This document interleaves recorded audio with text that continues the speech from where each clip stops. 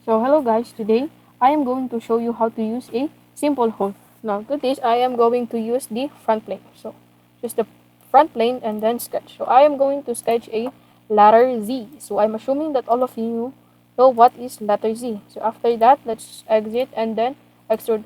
I am going to use this letter Z thing for you to properly understand how the simple hole works. Now we have here the Z thing. So notice here in this upper part there is no simple hole, right?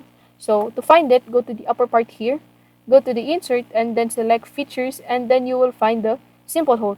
Now if you click the simple hole, notice on the left side here, it says that select a location and a planar face of the center of the hole. So we're going to choose a planar face for the center of the hole. So I'm going to choose this one. So click and notice that we have the hole here. So in this part, we can adjust here the depth of the hole and the diameter of the hole. So let me make it bigger for you to be for the hole to be more visible. Now we have here the hole more visible, right? So notice that we have here the direction. So if I drop this down, we have many directions. So right now we have the blind. But if I click the through all, the hole will go through all of this. But then if I click the up to next, the hole will only go to the next here, right? So if I click the up to vertex, we have here the vertex. And if I click the up to surface, I'm going to choose a specific surface where the hole is going through. So if I click this, the hole will only go through here and not in the bottom because I did not choose that. So also have here the offset from surface, but I'm going to use the through all for this illustration.